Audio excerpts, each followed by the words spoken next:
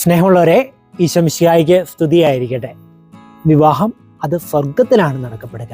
വിവാഹം എന്ന് പറയുമ്പോൾ നമുക്കറിയാവുന്നതിന് മുമ്പ് പെണ്ണ് കാണലുണ്ട്, കണ്ടറിയലുണ്ട്, അതിനുശേഷം മനസമ്മതമുണ്ട്, സമ്മതം കൊടുക്കലുണ്ട്, അതിനുശേഷമാണ് വിവാഹം നടക്കുക.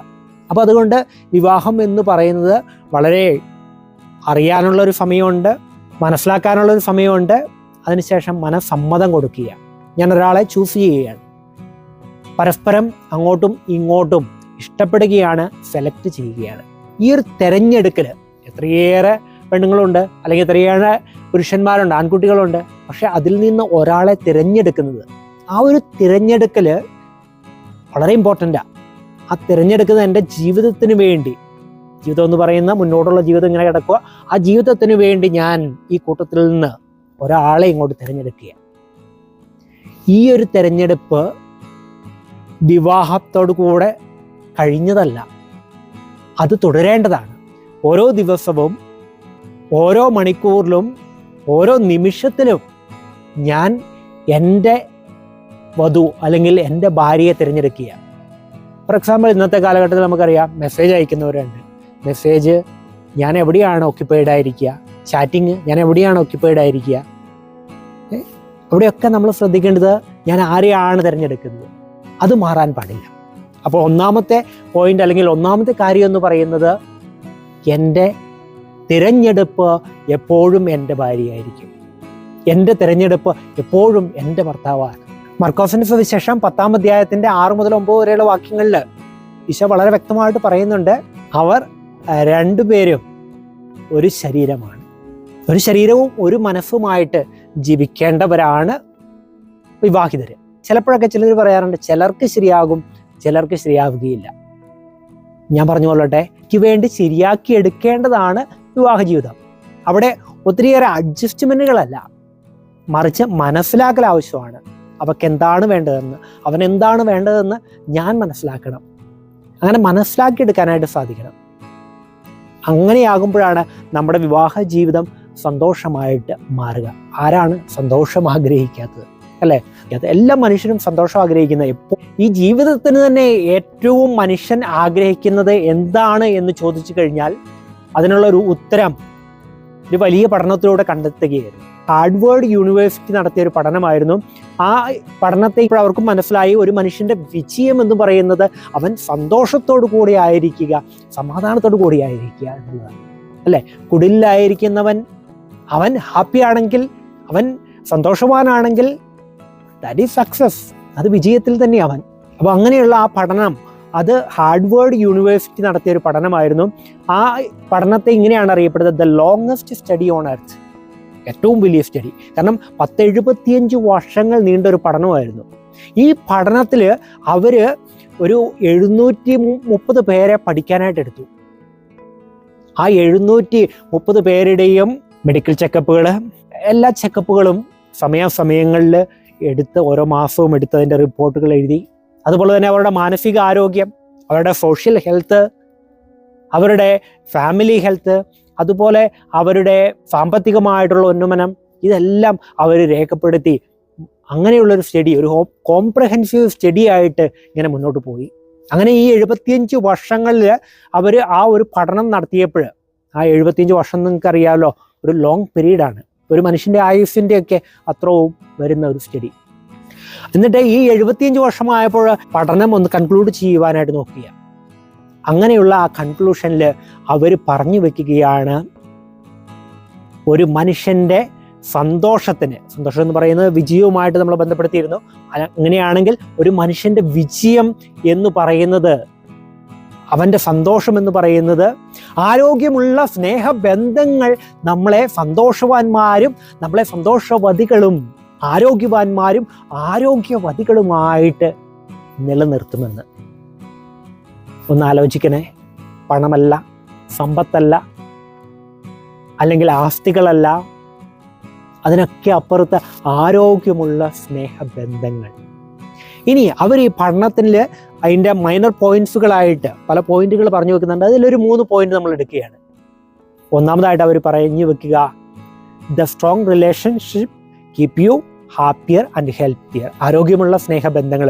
അവർ നടത്തിയ ആ പഠനത്തിൽ അവർ ഉൾക്കൊള്ളിച്ചവരെ ഒന്ന് എടുത്തു നോക്കുമ്പോൾ അവർക്ക് മനസ്സിലായി ആരോഗ്യപരമായ സ്നേഹബന്ധം, അവർ പ്രാർത്ഥനയിൽ ഉണ്ടായിരുന്ന ഫാമിലി, ദൈവവുമായിട്ടുള്ള നല്ല സ്നേഹബന്ധത്തിലായിരുന്ന ആ കുടുംബത്തിൽ ദൈവസ്നേഹത്താൽ നിറഞ്ഞ് അവരുടെ ഹൃദയത്തിൽ മുഴുവനും ദൈവസ്നേഹം കൊണ്ട് നിറഞ്ഞ് ഭർത്താവിലും ഭാര്യയിലും ആ ദൈവസ്നേഹം നിറഞ്ഞവർക്ക് പരസ്പരം സ്നേഹിക്കാനായിട്ട് സാധിച്ചു.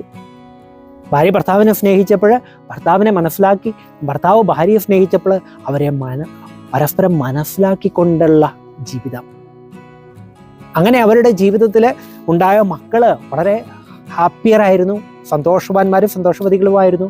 കാരണം അവർ ഈ ഭാര്യ ഭർത്താക്കന്മാരുടെ ഇടയിലുള്ള സന്തോഷത്തിൽ, സമാധാനത്തിൽ, സ്നേഹത്തിൽ ഇങ്ങനെ ജീവിക്കുക. ഇനി ആ ഒരു ബന്ധത്തിൽ, സ്നേഹത്തിൽ ഉണ്ടായിരുന്ന ആ കുടുംബം, അവർ ഈ കുടുംബാന്തരീക്ഷത്തിൽ നിന്ന് പുറത്തേക്ക് പോകുമ്പോൾ, അവരുടെ ബന്ധുക്കളുടെ വീട്ടിൽ പോകുമ്പോൾ അവർക്ക് ഭയങ്കര സന്തോഷം. കാരണം ഇവർ വരുമ്പോൾ കൊണ്ടുവരുന്ന സ്നേഹവും സന്തോഷവും സമാധാനവും ഒക്കെ ഉണ്ട്. ഇവരൊരു ഫംഗ്ഷന് പോകുമ്പോൾ അവരൊരുമിച്ച് പോകുന്നു, അവിടെ ഉണ്ടാകുന്ന സ്നേഹവും സന്തോഷവും സമാധാനവും ഒക്കെ ഉണ്ട്. അപ്പോൾ ഇവർ ചെല്ലുന്ന ഇടങ്ങളിലൊക്കെ ഇങ്ങനെ സന്തോഷവും സമാധാനവും ഒക്കെ നിറയ്ക്കുന്ന ഒരു അന്തരീക്ഷമായിരുന്നു. അതുകൊണ്ട് അവരൊക്കെ ഇഷ്ടപ്പെട്ടു, എല്ലാവരും ഇഷ്ടപ്പെട്ടു. ഇനി ഭർത്താവ് ഓഫീസിൽ ചെല്ലുമ്പോൾ ഈ വീട്ടിലെ സ്നേഹവും സന്തോഷമായിട്ടാണ് പോവുക. അപ്പം ഭർത്താവ് അവിടെ ചെല്ലുന്ന എല്ലാവരോടും ഹലോ എന്തൊക്കെയുണ്ട് വിശേഷങ്ങൾ ഒക്കെ ചോദിക്കുമ്പോൾ അവർക്കൊക്കെ സന്തോഷമാണ്, സമാധാനമാണ്, സ്നേഹമാണ് ഇവരോട്. ഭാര്യ ചെല്ലുന്ന ഇടങ്ങളിൽ, ഭാര്യ ഓഫീസിൽ ചെല്ലുമ്പോൾ അവർക്കൊക്കെ സന്തോഷമാണ്. കാരണം വളരെ പ്രസരിപ്പോടുകൂടെ, വളരെ സ്നേഹത്തോടുകൂടെ പെരുമാറുന്ന ഒരു സ്ത്രീ. കാരണം ഈ വീട്ടിൽ നിന്ന് ഭർത്താവിൻ്റെ സ്നേഹവുമായിട്ടാണ് ഇവർ അറിഞ്ഞത്. ഇനി ഇവര് ചെല്ലുന്ന ഇടങ്ങളെല്ലാം സോഷ്യൽ കണക്ഷൻസ്, ഇനി ഇവർ ചെല്ലുന്ന ഇടങ്ങളൊക്കെ ഇങ്ങനെയാ സ്നേഹത്തിൻ്റെ, സന്തോഷത്തിൻ്റെ, സമാധാനത്തിൻ്റെയൊക്കെ പ്രതിഫലനങ്ങളായിട്ട് മാറി നിൽക്കുക. ഇനി അതിൻ്റെ മറുഭാഗത്ത് ഇവരെടുത്തു നോക്കിയപ്പോൾ കുടുംബ ബന്ധങ്ങൾ, അല്ലെങ്കിൽ പ്രാർത്ഥനയില്ലാത്ത മനുഷ്യർ, അവർ കുടുംബ പ്രാർത്ഥനയില്ല, വീട്ടിലെ സ്നേഹമില്ല. ഭർത്താവ് ഭാര്യയെ കുറ്റപ്പെടുത്തുന്നു, ഭാര്യ ഭർത്താവിനെ കുറ്റപ്പെടുത്തുന്നു, അടി പിടി വഴക്ക്. ഇതിൻ്റെയൊക്കെ ഒരു സമാപ്തിയിൽ അവർ അതിൻ്റെ പഠനം നോക്കിയപ്പോൾ അവർക്ക് കാണാനായിട്ട് സാധിച്ചു, ഇവരുടെ ഈ കുടുംബത്തിൽ സ്നേഹമില്ലായ്മ, അത് ഓഫീസിലേക്ക് പോകുന്ന ഭർത്താവ് അവിടെ ചെല്ലുമ്പോൾ ഈ അതൃപ്തിയും ഈ സന്തോഷമില്ലായ്മയൊക്കെ ആയിട്ട് ചെല്ലുന്നത്. വാച്ച്മാൻ മുതൽ അങ്ങോട്ട് മൊത്തം എല്ലാവരോടും ദേഷ്യപ്പെടല. അതുപോലെ തന്നെ ഭാര്യ ചെല്ലുന്ന ഇടം അവൾക്ക് ആരെയും കണ്ടുകൂടാ, അവളെ ആർക്കും കണ്ടുകൂടാ, അങ്ങോട്ട് സ്നേഹിക്കുന്നില്ലെങ്കിൽ ഇങ്ങോട്ടും ഇല്ലല്ലോ. അപ്പോൾ അങ്ങനെ അങ്ങോട്ടും ഇങ്ങോട്ടും ഒക്കെ ആയിട്ട് ഭയങ്കര ബുദ്ധിമുട്ടിൽ, സന്തോഷമില്ലാതെ, സമാധാനമില്ലാതെ ജീവിക്കുന്നവർ. എത്ര ഉറങ്ങിയാലും ഉറക്കം തീരില്ല. കാരണം എന്താണെന്ന് ചോദിച്ചു കഴിഞ്ഞാൽ എണീറ്റാലും ഉറങ്ങാനും പറ്റിയല്ല അവസ്ഥയെ. ആരോഗ്യം സംരക്ഷിക്കാൻ പറ്റുമോ? അതില്ല. മറ്റേടത്ത് രണ്ടുപേരും കൂടെ രാവിലെ എണീറ്റ് ജിമ്മിൽ പോകുന്നിടത്ത്, അല്ലെങ്കിൽ വൈകുന്നേരം വന്നിട്ട് ജിമ്മിന് പോകുന്നിടത്ത് ഇവിടെ വേണമെങ്കിൽ ഇല്ല. ഇങ്ങനെയൊക്കെയായിട്ട് ജീവിതം. അവരുടെ മക്കളാണെങ്കിലോ സന്തോഷമില്ലായ്മ. അവരുടെ മക്കൾ സ്കൂളിൽ ചെല്ലുമ്പോൾ അവർക്ക് ആരെയും ഇഷ്ടപ്പെടുന്നില്ല. കാരണം അവരുടെ ഉള്ളിലൊക്കെ ഇങ്ങനെ ഇരുന്ന് പുകയാണ്. ടീച്ചറിനോട് ദേഷ്യം, കുട്ടികളോട്, കൂട്ടുകാരോട് ദേഷ്യം, അവർക്കും ആരെയും സ്നേഹിക്കാൻ പറ്റുന്നില്ല. മൊത്തത്തിൽ പറയുകയാണെങ്കിൽ the relationship keep you happier and healthier. ആരോഗ്യമുള്ള സ്നേഹബന്ധങ്ങൾ. ഇനി രണ്ടാമത്തെ പോയിന്റ് ആയിട്ട് അവർ പറയുക, it is not the quantity of relationship but the quality of relationship that matters. Quality of relationship, അല്ലെങ്കിൽ ഫേസ്ബുക്കിൽ 1000-2000 കൂട്ടുകാരുണ്ട് എന്നല്ല, മറിച്ച് സ്നേഹബന്ധത്തിലെ ക്വാളിറ്റി. അപ്പോൾ ആഴമുള്ള സ്നേഹബന്ധമായിരിക്കണം. ജീവൻ പണയം വെച്ചു പോലും കൂടെ നിൽക്കുന്നു. കാരണം ആ ഭാര്യ ഭർത്താക്കന്മാർ അങ്ങനെയായിരുന്നു. ഇവിടെ എനിക്ക് പറയാനായിട്ട് ആഗ്രഹമുള്ള ഒരു കാര്യം എന്ന് പറയുന്നത്, ദ ബെസ്റ്റി, ജീവിതത്തിലെ ബെസ്റ്റി എന്ന് പറയുന്നത് നിന്റെ ഭാര്യയായിരിക്കണം, നിന്റെ ഭർത്താവായിരിക്കണം നിന്റെ ബെസ്റ്റി, നോ അതർ വൺ. പരസ്പരം മനസ്സിലാക്കി കൂടെ നിൽക്കുന്നത്. മണ്ണടിയും നാൾ വരെ കൂടെ കാവലായി കണ്ടേ നിന്നെ കാക്ക, അങ്ങനെ ഒരു പാട്ടില്ലേ എന്ന് പറഞ്ഞതുപോലെ, മണ്ണടിയും നാൾ വരെ കൂടെ ഞാൻ നിന്റെ കൂടെയുണ്ട് എന്ന് പറയുന്ന ആ ഒരു ബെസ്റ്റി നിങ്ങളുടെ ജീവിതത്തിൽ ഭർത്താവും ഭാര്യയുമായിരിക്കണം. Your bestie is your partner, your life partner. അങ്ങനെയുള്ള ആ സ്നേഹബന്ധങ്ങളിൽ ഉണ്ടായിരുന്നവർ അവരുടെ ജീവിതത്തിൽ ഏത് പ്രതിസന്ധി ഘട്ടങ്ങൾ വന്നപ്പോഴും അത് അതിജീവിച്ച് മുന്നോട്ട് പോകുവാനായിട്ട് ഭാര്യയ്ക്ക് ഭർത്താവ് ശക്തി കൊടുത്തു, ഭർത്താവിന് ഭാര്യ ശക്തി കൊടുത്തു, അല്ലേ? അങ്ങനെ പരസ്പരം താങ്ങായി തണലായിട്ട് അവർ മുന്നോട്ട് പോയി. ഏത് ജീവിത പ്രതിസന്ധികളെയും അവർ അഭിമുഖീകരിക്കും. കാരണം കൂടെ കട്ടയ്ക്ക് നിൽക്കുന്ന ഒരാളുണ്ട്. കഴിഞ്ഞ ദിവസം കണ്ട ഒരു വീഡിയോ, ഒരാളുടെ സ്റ്റാറ്റസിൽ കണ്ട ഒരു വീഡിയോയാണ്. ആ വീഡിയോ ഇങ്ങനെയാണ്: ഒരു കുടുംബം, അമ്മയും 2 പെൺമക്കളുമാണ്. അവിടെ ഇരുന്ന് പച്ചക്കറിയൊക്കെ അരിയുന്നു. ഏറ്റവും ഇളയ അനിയത്തി ഹോംവർക്ക് ചെയ്യുന്നു. അപ്പനവിടെ ഓഫീസ് പരമായിട്ട് ലാപ്ടോപ്പിൽ എന്തോ ചെയ്തുകൊണ്ടിരിക്കുന്നതിനിടയ്ക്ക് ഒരു കോൾ വരുന്നത് അറ്റൻഡ് ചെയ്യുന്നു. അങ്ങനെ ഇരിക്കുന്ന ഒരു അന്തരീക്ഷം. ഈ ഇളയ കൊച്ച് എന്നെ ഒന്ന് ഈ ഹോംവർക്ക് ചെയ്യാനായിട്ട് സഹായിക്കാൻ അമ്മയോട് പറയുന്നുണ്ട്. അമ്മ വെജിറ്റബിൾ അരിയാണ്. അപ്പോൾ ചേച്ചിയോട് പറയും, നീ സഹായിക്കേ. ചേച്ചി അതൊന്നും മൈൻഡ് ചെയ്യുന്നില്ല. അവൾ TV കാണാനായിട്ട് പോവാണ്, ഒന്നും മൈൻഡ് ചെയ്യാതെ. അപ്പോൾ അമ്മ പറയാണ്, അപ്പം അച്ഛനോട് ചോദിക്കുക. അപ്പോൾ അച്ഛനോട് വിളിക്കുമ്പോൾ ഒന്ന് 2 മിനിറ്റ്, ഇപ്പോൾ ഈ കോളൊന്ന് കട്ട് ചെയ്യുമ്പോൾ ഞാൻ പറയാമെന്ന് പറയും. അങ്ങനെ കോള് കട്ടാകുമ്പോൾ അപ്പം ചോദിക്കുകയാണ്, പറയുമോളെ എന്താണ് ചെയ്യേണ്ടത്? അപ്പോൾ അവൾ ചോദിക്കുകയാണ്, എൻ്റെ ചോദ്യം ഇതാണ്, ആരാണ് ബെസ്റ്റ് ഫ്രണ്ട് എന്നുള്ളത് വിവരിക്കാനാണ്. അപ്പനൊന്ന് ആലോചിച്ചു. എന്നിട്ട് അപ്പൻ ആ മകളോട് പറയുകയാണ്, ആരൊക്കെ നിന്നെ തള്ളിപ്പറയുമ്പോഴും നിന്റെ കൂടെ നിൽക്കുന്ന ആളുടെ പേരാണ് ബെസ്റ്റ് ഫ്രണ്ട്.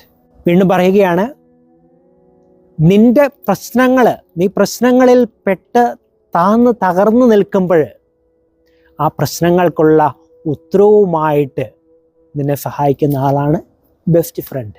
വീണ്ടും അദ്ദേഹം പറയുകയാണ്, നിന്റെ കുറവുകൾ തിരിച്ചറിഞ്ഞ് അത് പറഞ്ഞു തന്ന് തിരുത്താനായിട്ട് സഹായിക്കുന്ന ആളാണ് നിന്റെ ബെസ്റ്റ് ഫ്രണ്ട്. നിന്റെ കുറവുകളിൽ ബലമായിട്ട് നിൽക്കുന്ന ആള്. വീണ്ടും അദ്ദേഹം മോളോട് പറയുകയാണ്, നീ തോൽവിയുടെ അടിത്തട്ടിലേക്ക് താണു പോകുമ്പോഴും നിന്നിൽ വിജയിക്കാനുള്ള കരുത്തുണ്ടെന്ന് സ്വപ്നം കാണുകയും അതിനായിട്ട് പ്രോത്സാഹിപ്പിക്കുകയും ചെയ്യുന്ന ആളാണ് എൻ്റെ ബെസ്റ്റ് ഫ്രണ്ട്. വീണ്ടും പറയുകയാണ്, നീ തകർന്ന് ഇല്ലാതാകുമ്പോഴും നിന്റെ കൂടെ നിന്ന് നിന്നെ സപ്പോർട്ട് ചെയ്ത് നിന്നെ വിജയത്തിലേക്ക് എത്തിക്കുന്ന ആളാണ് എൻ്റെ ബെസ്റ്റ് ഫ്രണ്ട്. അത് കഴിഞ്ഞിട്ട് അവള് പപ്പയോട് ഒരു ചോദ്യം കൂടെ ചോദിക്കുകയാണ്, പപ്പയുടെ ബെസ്റ്റ് ഫ്രണ്ട് ആരാ? പിന്നെ ആ ഒരു അന്തരീക്ഷത്തിലൊരു മൂകതയാണ്. ഒരു പക്ഷേ ഉത്തരത്തിനായിട്ട് കാത്തിരിക്കുന്ന ചെവികൾ അമ്മയുടെയുണ്ട്, മൂത്ത മകളുടെയുണ്ട്, ഈ കൊച്ചുകുട്ടിയുടെയുണ്ട്. അവരെല്ലാവരും ഇങ്ങനെ ആകാംക്ഷയുടെ മുൾമുനയിൽ കാത്തിരിക്കുകയാണ്. അപ്പൻ പറയുകയാണ്, എൻ്റെ ബെസ്റ്റ് ഫ്രണ്ട് നിൻ്റെ അമ്മയാണ്. എൻ്റെ ബെസ്റ്റ് ഫ്രണ്ട് എൻ്റെ ഭാര്യയാണ് എന്ന് അപ്പൻ പറഞ്ഞു കൊടുക്കുകയാണ് മക്കൾക്ക്. C the bestie. പറ്റിപ്പോയ തെറ്റുകളിൽ അത് മനസ്സിലാക്കി കൊടുത്ത് അതിനെ തിരുത്തിയെടുക്കുവാനായിട്ട് ശ്രമിച്ചത്. ഏതറ്റം വരെയും താങ്ങായി തണലായി ഞാൻ നിന്റെ കൂടെയുണ്ട് എന്ന് പറഞ്ഞവൾ, അവളാണ് ബെസ്റ്റി. അവനാണ് ബെസ്റ്റി. അവൻ കൂടെയുള്ളപ്പോൾ നീ വിജയിച്ചു കൊണ്ടിരിക്കും. അതുകൊണ്ട് പ്രിയപ്പെട്ടവരെ, ഇങ്ങനെ ഒരാൾ കൂടെ ഉണ്ടെങ്കിൽ ഭർത്താവ് ഏതറ്റം വരെയും പോകും, ഭാര്യ ഏതറ്റം വരെയും പോകും. നമ്മൾ പറയാറുണ്ടല്ലോ, ഓരോ പുരുഷന്മാരുടെയും വിജയത്തിന് പുറകിൽ ഒരു സ്ത്രീ ഉണ്ടെന്ന്. Yes, that is it. ഇനി വീണ്ടും അടുത്ത പോയിന്റിലേക്ക് അവർ പറയുമ്പോൾ, social connections that keep you happier and loneliness kills. Social റിലേഷൻഷിപ്പിനെ കുറിച്ച് പറയുന്നത് അവർ പറയുക, ഇങ്ങനെയുള്ള വ്യക്തികൾക്ക് there was lot of friends. നല്ല ആഴമുള്ള സ്നേഹബന്ധങ്ങളുള്ളവർക്ക് അവർക്ക് ഒത്തിരി ഫ്രണ്ട്സ് ഉണ്ടായിരുന്നു. കാരണം അവർ പോകുന്നിടങ്ങളിൽ ഞാൻ പറഞ്ഞതുപോലെ സന്തോഷം കൊടുത്തു, സമാധാനം കൊടുത്തു. അപ്പോൾ എല്ലാവർക്കും അവർക്ക് ഇഷ്ടമാണ്. അവർ ചെല്ലാനായിട്ട് വീടുകൾ കാത്തിരുന്നു, കുടുംബങ്ങൾ കാത്തിരുന്നു, അവരുടെ റിലേറ്റീവ്സ് അവർ ചെല്ലാനായിട്ട് കാത്തിരിക്കുക, അവിടുത്തെ മക്കൾ, ഈ കൂട്ടുകാർ ചെല്ലാനായിട്ട് കാത്തിരിക്കുക. കാരണം ദേ ആർ ഹാപ്പി മേക്കേഴ്സ്. അവർ സന്തോഷത്തിൻ്റെ സ്ഫോടനങ്ങളായിരുന്നു. അവരെല്ലാവരെയും സഹായിക്കുന്നവരായിരുന്നു. അവരൊരു സഹായത്തിനായിട്ട് ആവശ്യം വരുന്ന സമയത്ത് അവരെ സഹായിക്കാനായിട്ട് ആഴമുള്ള സ്നേഹബന്ധങ്ങളുണ്ടായിരുന്നു. അപ്പോൾ അങ്ങനെയുള്ള സോഷ്യൽ കണക്ഷൻസ് ഈ ആരോഗ്യമുള്ള ഫാമിലിയിൽ കണ്ടിരുന്നു. ഇനി അതിന് മറുഭാഗത്താകട്ടെ ലോൺലിനെസ് കിൽസ്. ഭർത്താവും ഭാര്യയുമായിട്ട് തല്ലുകൂടി, ഭർത്താവ് റൂമിലേക്ക് പോയി, ഭാര്യ റൂമിലേക്ക് പോയി, മിണ്ടുന്നില്ല. ഇവൻ ഇനി എങ്ങോട്ടെങ്കിലും എണീറ്റ് പോകുമ്പോൾ എന്താ സംഭവിക്കുക? ഫംഗ്ഷന് പോയി, ആരോടും മിണ്ടുന്നില്ല, ഭയങ്കര ലോൺലിനെസ് ആണ്. പോകാൻ തന്നെ താല്പര്യമില്ല. എന്ത് ഈ വഴക്ക് കൂടിയിട്ട് എങ്ങോട്ട് പോകാനാ അല്ലേ? ഇവരുടെ മക്കൾ എങ്ങോട്ടെങ്കിലും പോകുമ്പോഴോ അവരും ഇതുമായിട്ടാണ് പോകുന്നത്. അപ്പോൾ അവർ പിൻവാങ്ങി തുടങ്ങി. സോഷ്യൽ കണക്ഷൻസ്, ഫങ്ഷൻസിന് പോകാതെയായി, ഗ്രൂപ്പ് മീറ്റിങ്സിന് പോകാതെയായി, അങ്ങനെ അതിൽ നിന്നൊക്കെ വിഡ്രോ ചെയ്തു പോവുക. ലോൺലിനെസ് കിൽസ് അവർ ഡൈയിങ്ങിലാണ്. അപ്പോൾ അതുകൊണ്ട് the social connections keep U happier and healthier. അങ്ങനെ ആരോഗ്യമുള്ള സ്നേഹബന്ധങ്ങൾ ഉള്ളവർക്കാണ് ഈ സോഷ്യൽ കണക്ഷൻസ് മെയിൻറ്റെയിൻ ചെയ്യാനായിട്ട് സാധിക്കുക. അവിടെ പോകാനായിട്ട് അവർക്ക് ആഗ്രഹമുണ്ട്, ഗ്രൂപ്പിൽ പോകാനായിട്ട് അവർക്ക് ആഗ്രഹമുണ്ട്, കാരണം സന്തോഷം കൊടുക്കാനായിട്ട്.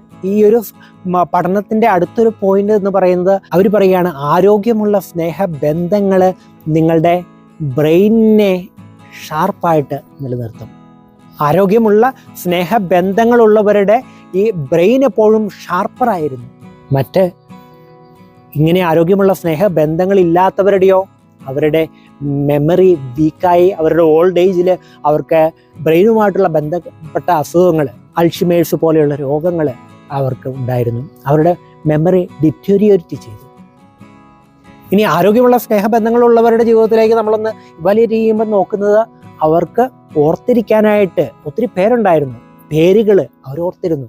ഞാൻ ഇന്ന ഗ്രൂപ്പ് മീറ്റിങ്ങിന് പോകുമ്പോൾ അവരുടെ പേരുകൾ വിളിച്ച് സംസാരിക്കണം, അവരുടെ പേരുകൾ ഓർത്തിരുന്നു.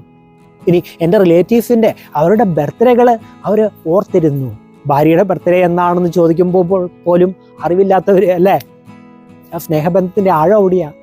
അവൾ ജനിച്ചതെന്ന, അവളുടെ ഇന്ന ദിവസത്തിൻ്റെ സ്പെഷ്യാലിറ്റി എന്ന എല്ലാം അവർക്ക് അറിയാമായിരുന്നു. ഭർത്താവിൻ്റെ ബർത്ത്ഡേ ഓർത്തിരിക്കണം, അവളുടെ വെഡിങ് ആനിവേഴ്സറി ഓർത്തിരിക്കണം, മക്കളുടെ ബർത്ത്ഡേ, ഇങ്ങനെ ഓരോന്നും സെലിബ്രേറ്റ് ചെയ്യണം. ജീവിതം സെലിബ്രേഷനായിട്ട് മാറ്റിയവരായിരുന്നു ആരോഗ്യമുള്ള സ്നേഹബന്ധങ്ങളുള്ളവർ.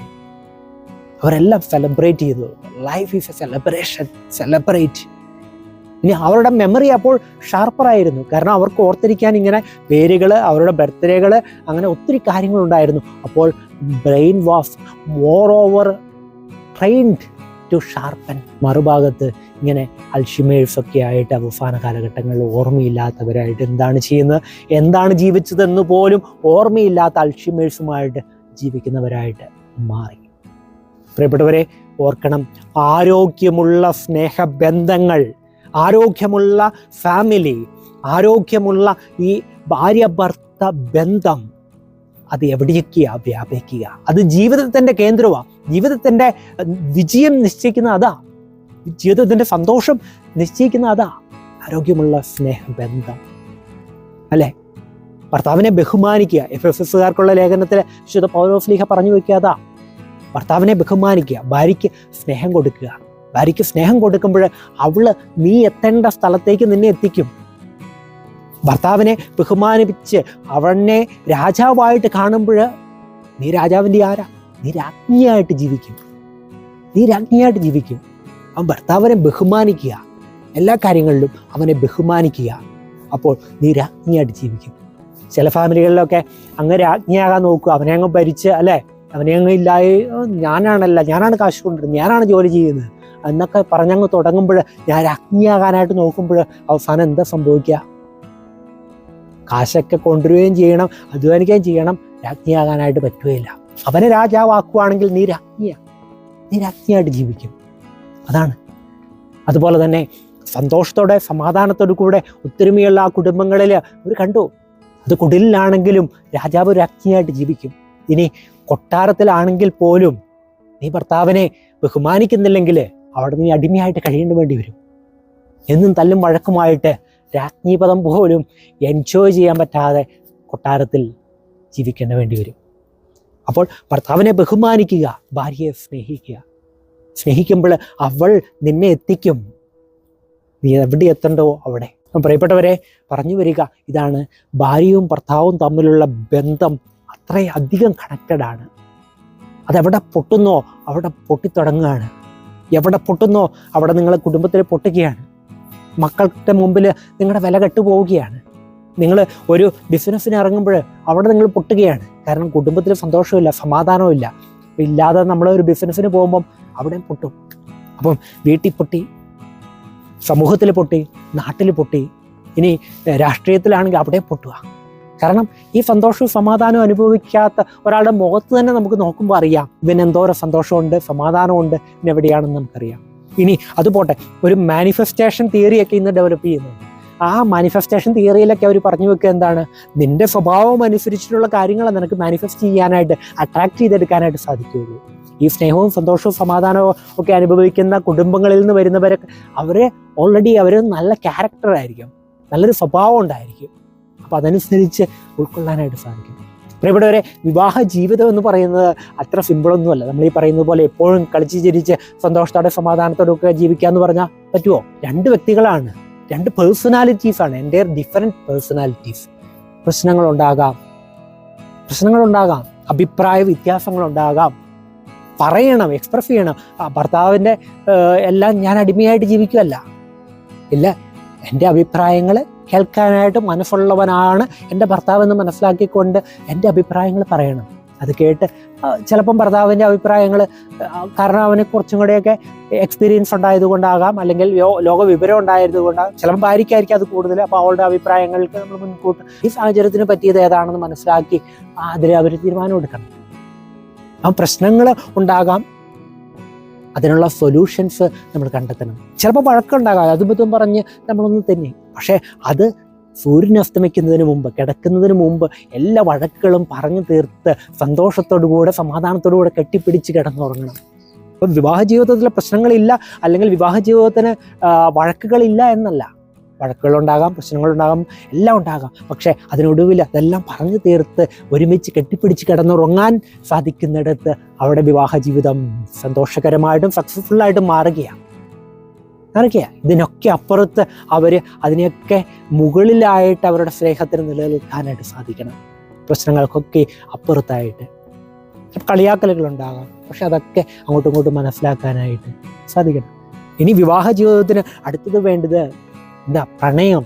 വിവാഹ ജീവിതത്തിലെ ഒത്തിരി പ്രശ്നങ്ങളും അതുപോലെ തന്നെ ഒത്തിരി കാര്യങ്ങളൊക്കെ ചെയ്യാൻ ഉണ്ടാകുമ്പോൾ ചിലർക്കൊക്കെ നഷ്ടപ്പെട്ടു പോകുന്നതാണ് പ്രണയം നഷ്ടപ്പെട്ടു പോവുകയാണ്. ആ പ്രണയത്തെ തിരിച്ചു പിടിക്കണം.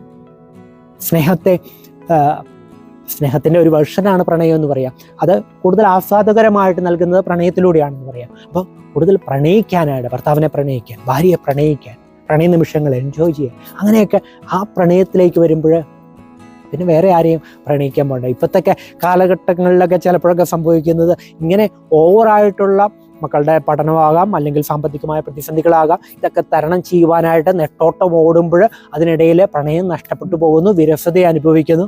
പിന്നീട് എവിടെയോ കണ്ട ഒരാൾ പ്രണയവുമായിട്ട് വരുമ്പോൾ ഈ ഒരു തിരക്കിനിടയിൽ കുറച്ച് ഇതാകട്ടെ അവിടെ പെട്ടു, പിന്നെ ഇവിടെ നഷ്ടപ്പെട്ടു പോവുകയാണ് കുടുംബം. പിന്നെ അവിടെ മുതൽ എല്ലാം നഷ്ടപ്പെട്ടു പോവുകയാണ്. അവിഹിതം ഉണ്ടായാൽ പിന്നെ അവിഹിതം എൻജോയ് ചെയ്യാനാണ് നോക്കുന്നത്, കുടുംബം എൻജോയ് ചെയ്യാൻ നോക്കുന്നില്ല. പിന്നെ അവിടെ പെട്ടുപോവുകയാണ്, ജീവിതം കോഞ്ഞാട്ടയായിട്ട് പോവുകയാണ്. പിന്നെ സന്തോഷമില്ല, സമാധാനമില്ല. കാരണം കുടുംബത്തിൽ ചെന്ന് കഴിഞ്ഞാൽ അവളെ മനസ്സിലാക്കാനല്ല ശ്രമിക്കുന്നത്, വേറെ ആരെയാണ് മനസ്സിലാക്കാനാണ് ശ്രമിക്കുന്നത്. അപ്പോൾ അവിടെ സന്തോഷം കൊടുക്കാനായിട്ട് പറ്റുന്നില്ല, കുടുംബത്തിൽ സന്തോഷം കൊടുക്കാൻ പറ്റുന്നില്ല, കുടുംബത്തിലേക്ക് പോവാതെയായി. എവിടെ പോകാനാണ്? പിന്നെ അവളുടെ കൂടെ പോയി കഴിഞ്ഞാൽ നാട്ടുകാർ പിടിക്കും. മനസ്സിലാക്കേണ്ട ഒരു കാര്യം, എൻ്റെ ബെസ്റ്റി എന്ന് പറയുന്നത് എൻ്റെ ഭാര്യയാണ്. അവളെ പ്രണയിക്കുക, അവളെ സ്നേഹിക്കുക, അവളെ മനസ്സിലാക്കുക. അങ്ങനെ ഈ ഒരു കൊച്ചു ജീവിതം സ്വർഗതുല്യമായിട്ട് മാറ്റാനായിട്ട് സാധിക്കട്ടെ, സ്വർഗതുല്യമായിട്ട് ജീവിക്കാനായിട്ട് സാധിക്കണം. അതിന് ഏറ്റവും വേണ്ടത് the strong and deep relationship with your wife, with your husband alone. ആ ഒരു ആരോഗ്യമുള്ള സ്നേഹബന്ധം will keep you happier and healthier. Brain sharper ആയിരിക്കും, ഹെൽത്ത് സ്ട്രോങ്ങർ ആയിരിക്കും, your mind or your heart filled with love ആയിരിക്കും, your face filled with smile. അല്ലേ? എത്രയോ മനോഹരമായ ജീവിതം. അപ്പോൾ ഈ ജീവിതം ഏറ്റവും മനോഹരമായിട്ട് കൊണ്ടു നടക്കാനായിട്ട് ഇന്ന് നമുക്ക് മനസ്സിലാക്കാം. ഭർത്താവിനെ ബഹുമാനിക്കുക, ഭാര്യയെ സ്നേഹിക്കുക, അങ്ങേയറ്റം സ്നേഹിക്കുക. അല്ലേ? എല്ലാ മനുഷ്യരും ആഗ്രഹിക്കുന്നുണ്ട് ജീവിതത്തിൽ എന്നെ ഏറ്റവും കൂടുതൽ പ്രയോറിറ്റി തരുന്ന ഒരാൾ. അല്ലേ? ഞാൻ ആരുടെയോ ജീവിതത്തിൽ ഒരു പ്രയോറിറ്റി ആയിട്ട് മാറണമെന്നൊക്കെ ആഗ്രഹിക്കുന്നവരല്ലേ നമ്മൾ. ആരുടെ ജീവിതത്തിലാകേണ്ടത്? എൻ്റെ ഭർത്താവിൻ്റെ ജീവിതത്തിൽ, എൻ്റെ ഭാര്യയുടെ ജീവിതത്തിൽ. സ്നേഹമുള്ളവരെ, ഈ ആൾക്കൂട്ടത്തിനിടയിൽ നിന്ന് എൻ്റെ ഭാര്യയായിട്ട് ഒരാളെ നിങ്ങൾ തിരഞ്ഞെടുത്തു, അതുപോലെ തന്നെ ഭർത്താവായിട്ട് ഒരാളെ നിങ്ങൾ തിരഞ്ഞെടുത്തു. ആ ഒരു സെലക്ഷൻ ഇവളെൻ്റേതാണ്, ഇവനാണ് എൻ്റേത്. ആ ഒരു സെലക്ഷൻ എല്ലാ ദിവസവും എല്ലാ സമയവും ഓരോ നിമിഷവും, ഒരു മണിക്കൂർ ഓരോ നിമിഷവും ഒക്കെ നമ്മൾക്ക് കൊണ്ടു നടക്കാനായിട്ട് സാധിക്കുന്നുണ്ടെങ്കിൽ നിങ്ങളുടെ വിവാഹ ജീവിതം വിജയത്തിലേക്ക് എത്തിയെന്ന് ഞാൻ പറയും. നിങ്ങളുടെ എല്ലാവരുടെയും വിവാഹ ജീവിതം സ്വർഗതുല്യമാകട്ടെ എന്ന് പ്രത്യേകമായിട്ട് ആശംസിക്കുന്നു. ദൈവം നമ്മെല്ലാവരെയും സമൃദ്ധമായി അനുഗ്രഹിക്കട്ടെ. നമ്മുടെ കർത്താവായ ഈശോ മിശിഹായുടെ കൃപയും പിതാവായ ദൈവത്തിന്റെ സ്നേഹവും പരിശുദ്ധാത്മാവിന്റെ സംസർഗവും വിശുദ്ധ പിതാവിന്റെയും പരിശുദ്ധ അമ്മയുടെയും പ്രത്യേക മാധ്യസ്ഥവും നമ്മെല്ലാവരോടും കൂടെ ഉണ്ടായിരിക്കട്ടെ, ഇപ്പോഴും എപ്പോഴും എന്നേക്കും. ആമേൻ. ഈശോ മിശിഹായ്ക്ക് സ്തുതിയായിരിക്കും.